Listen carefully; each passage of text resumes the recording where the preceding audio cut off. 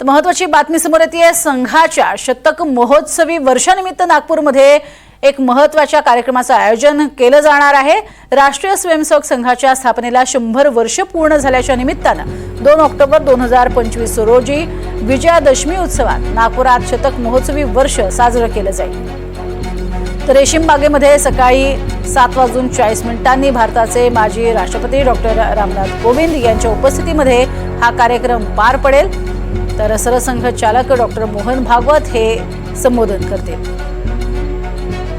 अधिक माहिती घेऊयात रामराजे शिंदे यांच्याकडनं। रामराजे, काय अधिक माहिती या कार्यक्रमासंदर्भात? बिलकुल, या कार्यक्रमाची जी पत्रिका आलेली आहे त्यामध्ये स्पष्टपणे नमूद करण्यात आले की हिंदू समाजाची ही एक प्रदीर्घ जी आहे ती यात्रा आहे आणि त्यामुळेच या यात्रेचे साक्षीदार बनण्यासाठी या कार्यक्रमाला उपस्थित राहावं असं सुद्धा आवाहन करण्यात आलेलं आहे।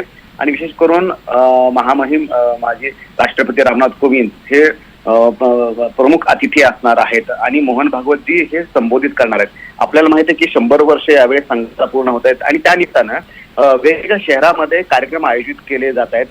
मोहन भागवतजी यांचं महत्वाच्या 4 शहरामध्ये संबोधन सुद्धा एक कार्यक्रम जे आहे ते आयोजित करण्यात येत आहेत आणि त्याच पार्श्वभूमीवर 2 ऑक्टोबरला हा दसरा येतोय आणि त्याच वेळेस हे महत्वाचा कार्यक्रम जो आहे तो आयोजित करण्यात आलेला आहे। त्यामुळे या दिवशी देशाला काय संबोधित करतायत म्हणून मोहन भागवत हे सुद्धा पाहावं लागणार आहे। आपल्याला माहिती आहे की 15 ऑगस्टला पंतप्रधान नरेंद्र मोदी यांनी लाल किल्ल्यावर भाषण करताना संघ 100 वर्ष कशा प्रकारे कष्ट केलेले आहेत आणि परिश्रम केलेत आणि त्याचं फळ आता कशी मिळत आहेत या संदर्भामध्ये उल्लेख केला होता। आणि त्यानंतर आता मोहन भागवतची 2 ऑक्टोबरला नेमकं आपल्या संबोधनामध्ये काय देशवासियांना सांगतात हे पाहावं लागणार आहे। नक्कीच, तुर्तास धन्यवाद या संपूर्ण सविस्तर माहितीसाठी रामराजे।